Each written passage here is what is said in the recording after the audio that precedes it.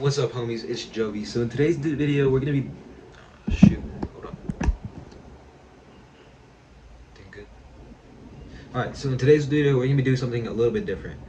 So on my Snapchat, I actually asked you guys if you wanted me to make a video referring to credit cards and the basics in and outs of making, or not making, but of having a credit card and improving your credit score, because uh, I showed that I had a 720 credit score. I personally have a 720 credit score.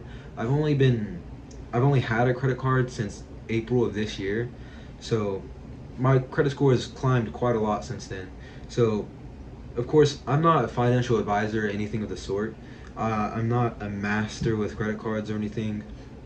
I'm just making this video because I feel like I do have somewhat of some knowledge that could help out people that I know personally that either have not started and do not have a credit card at all, don't know the benefits of getting a credit card, why you should even have a credit card. I've talked to people that argued against me and told me that credit cards were stupid, stuff like that. So I'm just here making this video to show you guys the reasons why you should get a credit card to start with, and what credit cards you should be looking at, and also the breakdown of your actual score, but the breakdown of your actual score and what things actually go into building your score, right? So I think I'm just gonna get right into it. I don't want to waste anybody's time. So why should you get a credit card? Now this is a question that you might ask a lot if you don't have a credit card currently. You might think, oh, I already have my debit, I have my bank account. Why should I get a credit card? Why would I do that? Because there's a lot of people, like, example, my parents. My parents have I've seen them have bad relationships with credit issuers, and you can fall into debt, all that good stuff, or not good stuff. But you might ask yourself, well, why should I get a credit card then? What good does getting a credit card do for me? And well, the first of all, and the biggest reason why you should have a credit card is overall it builds your credit. And anyone needs a good credit. If you want to get a new car, you need a car loan for your new car. You want to go get a house, you need a loan, or you need a mortgage. Like, you need to have good credit. If you don't have good credit, you're either going to get declined, or if you're going to get a terrible rate.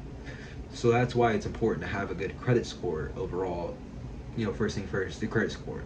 That's why it's very important to have a good credit score.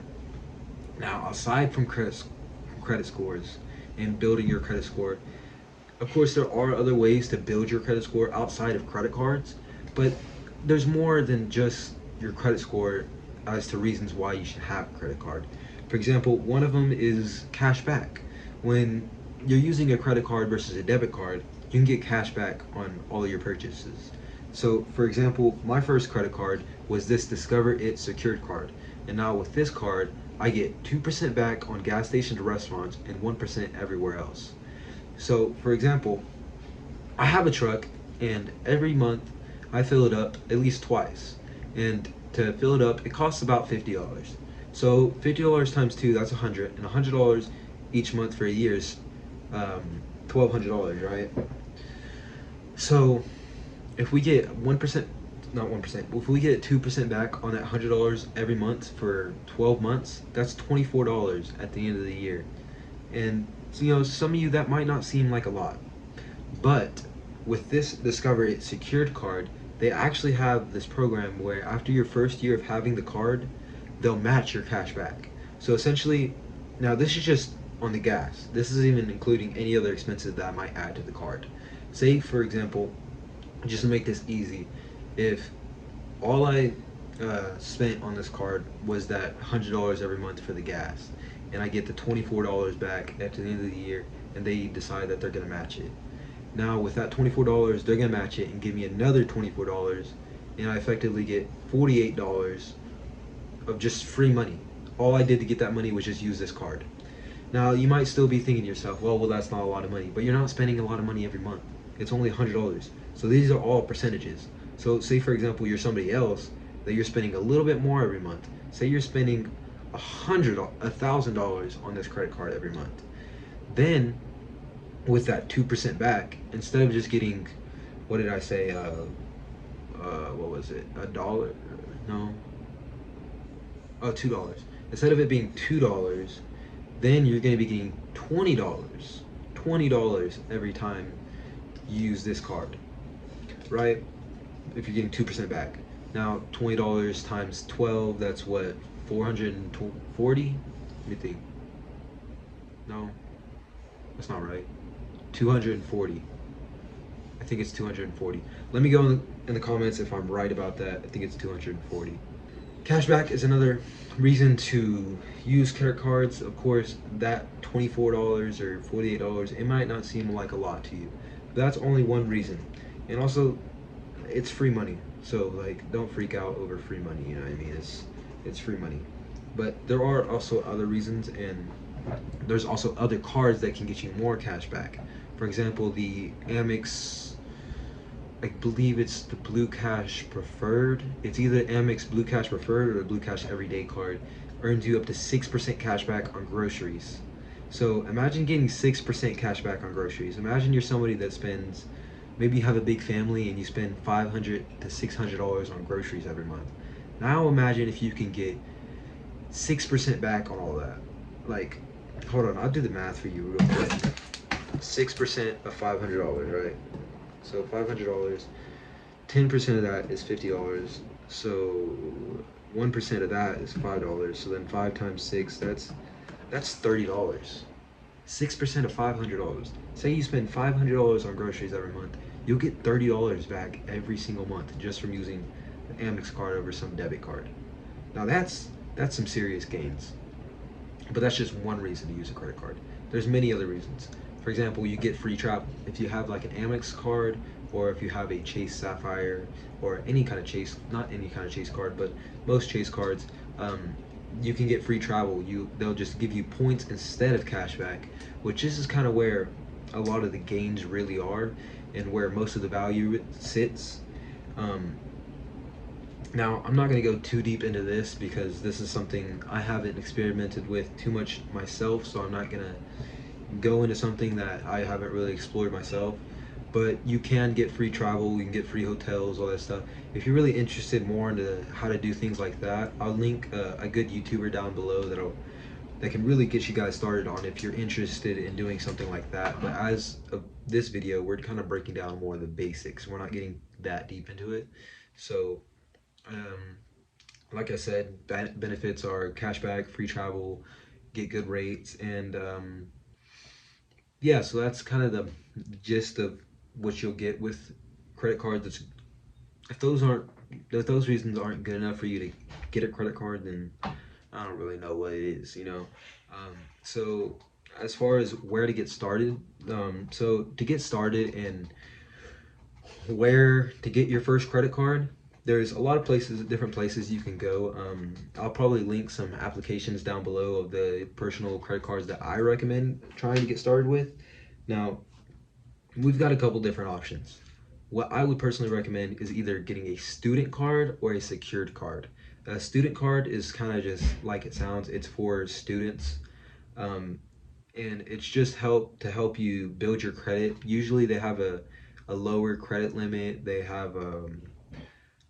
have like not as many rewards and all that stuff.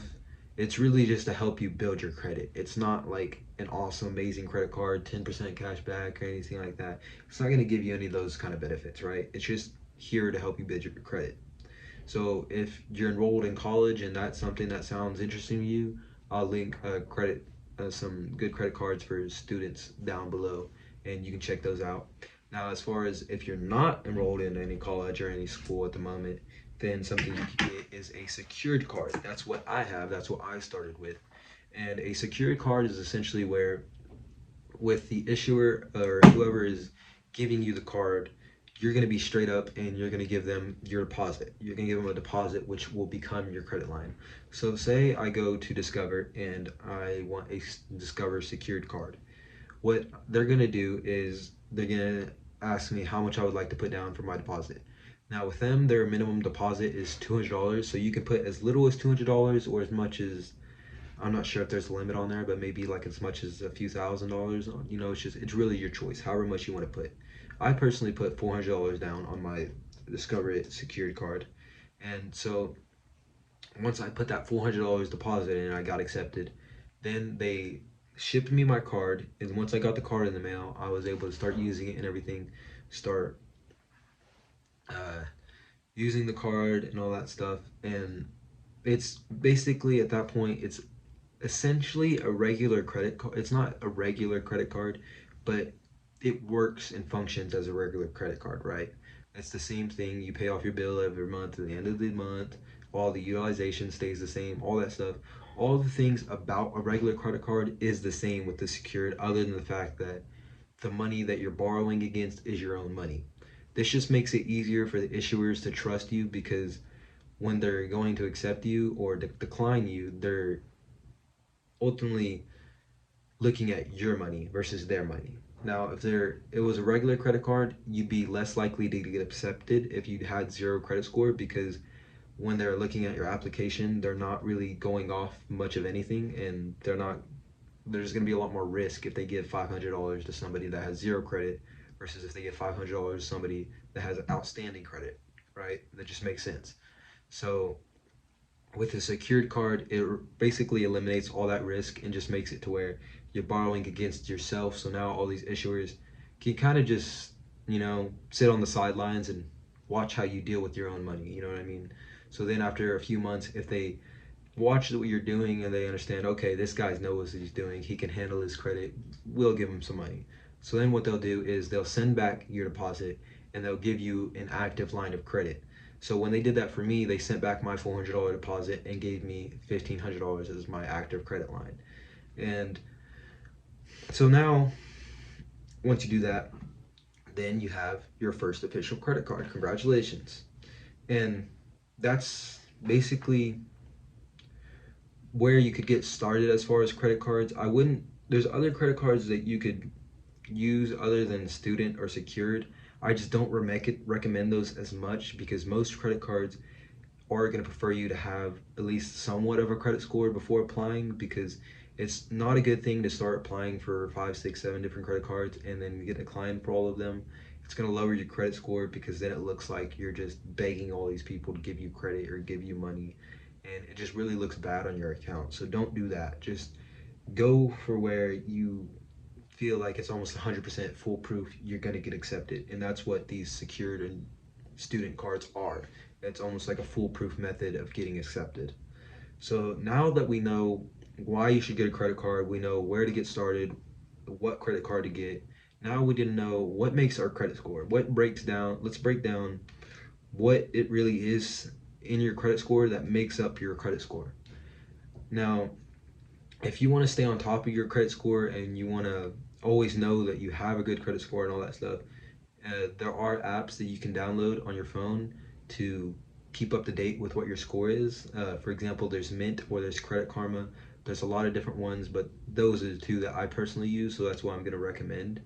Um, but as far as the breakdown of your score goes, the biggest factor that's going to go towards it is your payment history. Your payment history makes up 35% of your credit.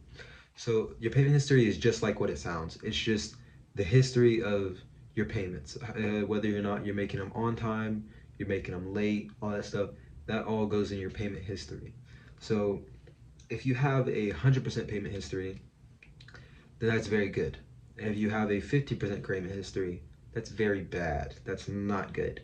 So when getting a credit card, and this is top priority. When you're getting a credit card, the number one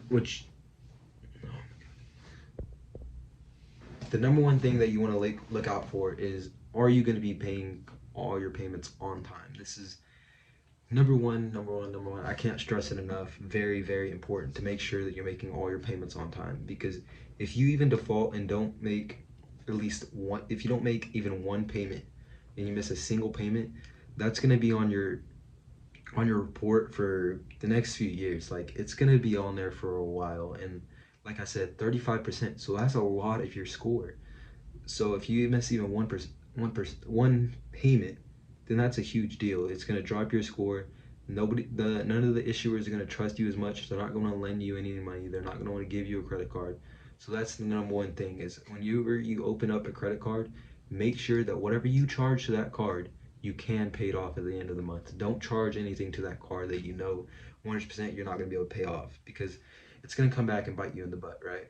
So, next thing on your credit score, and I'm going from what matters the most to what matters the least if you're following along like that. So, the next is going to be 30% of your score, and it's amounts owed. Amounts owed is essentially your utilization. And what your credit utilization is, say for example, like with that Discover It secured card, say I had $400 on it, right? And say I only charged about $50 on that card. That would be about like 10 to maybe 12% utilization on that card, because I'm only using 10% of what my total limit is. Now, versus where if I had that card and I spent $250 on that card every month, that's effectively like 60% of my credit utilization. So that would be very bad. Now, it's not inherently bad. Basically, what I mean by bad is what that shows to the credit issuers and all the credit companies is that you don't really understand how to handle your credit, and you're really just using a lot more than you should. You're biting off the cookie. You're biting a little bit too much off the cookie. You're taking a little bit of a too big of a bite, you know? They're sharing your cookie with you, but they don't want you to eat too much of it, you know? They want to have a little bit of that cookie for themselves. But essentially what I mean is your utilization is just how much you're using. All right. So to really keep your score up and to get the maximum gains out of your credit, how much you should be using should stay under 30%. Me personally, I stay under 10, but 30 is a good rule of thumb to go by. So let's say you have a credit score of $100. Then to use 30% of that credit score, use no more than $30 on that credit card. Now, if you use any more than $30 or any more than 30% of that card or anything, or if you need to, then just make sure that you make more payments rather than just that last one at the end of the month. So when your statement comes in, that'll be a payment. But say for example, I used that $100. I say I needed $50, so I put $50 onto my credit card. Then just make sure you pay off at least $20 to get it back down to under 30%, if that makes sense, right? Just make sure that at the end of the month, when that credit statement comes in from your issuer, just make sure that however much is remaining on your balance is 30% or under. That'll help your credit score increase a lot. It definitely helped me. It's what helped me go from my $400 limit on my secured card to them sending back my deposit and giving me a lot more, you know. Um, as long as you're doing those two things, making on-time payments and keeping your utilization under 30%, those are going to be the two biggest factors, and that's really what's going to move your credit the most. So I'd say those are two things that you really want to focus on. Next, though, we do have the next one that we're going to be going to is your credit history, or your age of your credit. I kind of worded that a little bit weird, credit history, but basically this makes up 15% of your credit score, and it essentially means how long have you had your accounts that you have, how long have they been open, and all that good stuff. So if you have a credit card that you've had open for a year, that looks good, because that's a lot to go off of, and it's better, because it's always better to have basically one line where you have this much information built up over this much time, whereas if you had a card where the credit issuers can go look at that, and on your report you have a card that's been open for this much time, it has this much information. You get what I'm saying? It's just better to have older credit lines, because it shows a lot more information to the issuers, proves to them a lot more about how keen you are about making your payments on time and all that good stuff. So that's why a big thing is to not cancel your credit cards. If you ever have a credit card and you don't want to use it anymore, unless it has an annual fee, just don't use it, or just use a smaller amount of it. Don't close off your credit card. When you close off your credit card, it's just not a good look to the credit card companies. You don't want to close a line of credit that you've already opened up, because like I said, the history, you're lowering how long you've had your credit open. So say you had one credit card for 9 years, and then you decide that you don't really need that card, maybe you don't use it as much anymore, so you close that line. Now the age of your credit just dropped by 9 years because your oldest credit card is now gone. So that's going to lower your credit score. So that's why it's very important to have, if you have an older card, just to leave it open, or the first card, maybe, like, this is probably make a lot more sense for you guys. The first card that you open, don't close it. Just keep that card forever long, or however long, and just don't close it, because that's going to help your credit score having that card open. Now that's of course one of those things that it's just kind of gonna, over time, that's gonna build up and that's gonna help your score. That's not really something you can work on in like a week and that part of your credit just shoots up. Like, obviously it's just over time, that's just gonna help itself, right? So next we have new, that makes up 10% of your credit score. And inquiries slash new credit basically means how many credit cards have you applied for in the last, like, say 6 months? How many credit cards have you applied for? How many whatever have you applied for? And this kind of just shows to the credit bureau or the credit reporters, whoever's really looking at your credit, really. It just shows them how often you're applying for new credit, how often you need new credit, and all that kind of stuff. So this makes up 10% of your score, so it's not as important as all the other stuff, but it's still something to keep in mind. So when you have an inquiry, there are two different kinds of inquiries. First off, there's a soft pull. A soft pull, it still checks your report, but it doesn't really affect your report, right? Soft pulls are generally what you're gonna get if you go and you enter an app like Mint or Credit Karma, any of those apps where they say like check your credit score with no hurt to you or no hurting your score. Whenever it says something like that, this isn't going to hurt your credit score at all, that's a soft pull. It's a soft pull in your credit score, and it's not going to hurt it at all. Whereas if it's a hard pull is different. A hard pull is the things you got to worry about. They're like exclamation points on your credit, you know. A hard pull is like when you apply for a new credit card or a new line of credit. That's a hard pull. A hard pull will lower your score.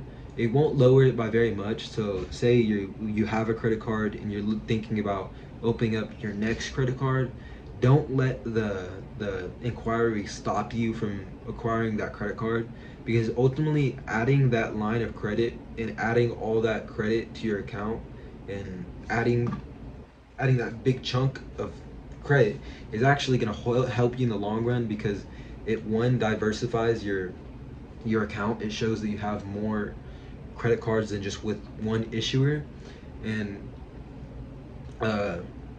also it's going to help you with like utilization. So say you have like only one card and you have $1,000 limit on it, then if you had two cards and had $1,000 limit on that other card as well, then you can start splitting up your expenses a little more effectively and still keep that utilization low without actually having to up your limit or anything at all. You know what I mean? You understand? So that's inquiries. Inquiries are, you're gonna normally get those, or hard pulls, I mean. The hard pulls, you're normally gonna get those from the credit card bureau, the credit card themselves, like when you apply for a new credit card, right? So yeah, but ultimately, unless you've like already applied for 3 credit cards in like the last month, then don't really worry about that. Like, unless you're like consistently applying, don't do that. Don't apply. Then you shouldn't really be worrying about inquiries too much. um, I'd say don't worry about the inquiries too much. They're not too big of a deal. They're only 10%, but still look out for that. Make sure that you're not applying for too many things all at one time, you know. Let it fall off. But outside of that, there's only one thing left, because now we are at 90% of your score. So there's one thing left that makes up your score, and that's just the mix of credit. Where is your credit disputed? Where is your credit coming from? All that kind of good stuff. Do you have any car loans? Do you have any mortgage? Credit cards themselves? All these things are a sign of mix in your credit, and it's just a matter of like diversifying your credit. So versus just having all your credit come from like credit cards and paying off your credit cards, if you had a car loan, that would help tremendously, because that shows that you can pay off your credit no matter what way it is, you know what I mean? Like, and also it's more of like it's just another way to show that you're good with your money and everything. So for example, if you had a car loan to pay off, maybe it's $300 a month. If you pay off that $300 every month for the next like 6 months, that's gonna shoot up your credit a ton, because one, that's a lot of on-time payments, and two, that's diversifying your credit, because now you have a credit card, you have a car loan, you have all this stuff, and you're being consistent about it. Because so you're showing all those bureaus that you know what you're doing, you're handling your credit well, and you just, you're a good sport. You know what I mean? But with that, I think that kind of covers everything I wanted to cover in this video. We know now why we should get a credit card. We know where we can get a credit card with the student or the secured. We now know the complete breakdown of what goes into the credit. So yeah, I think we're pretty covered for this video. I think I covered anything. If there's anything that I didn't cover, I apologize. I went no script Rick on this video. I just literally came home. I was like, I'm gonna record this video for the homies. You know what I mean? So I came and I did it. So I apologize if I missed out on anything, or if it felt a little choppy or anything like that sort. I just really wanted to get this video out for you guys and really educate anyone that isn't aware of all these things. But that's all I really have for you guys today. Again, like I said, if you have any questions, leave them down below. If you like the video, hit a like. If you dislike the video, go ahead and dislike the video. If you enjoyed and you'd like to see more content from me, subscribe. I'm working on bringing out some more stuff. I know I always say that, but I really am, because I really love doing this YouTube stuff. It doesn't. That's the thing about it, is it really doesn't matter what kind of video I'm making. As long as I'm making a video and uploading it to this platform, I love it, and it gives me so much joy. So if you guys like the content or like me being on the platform, then just definitely subscribe, share it, and I'm gonna try to get to be more consistent in bringing out these videos in a timely manner and not having 2-3 weeks in between videos, you know what I mean? So but yeah, that's all I really have for you guys today. So hope you guys have a good day, and I'll see you in the next one.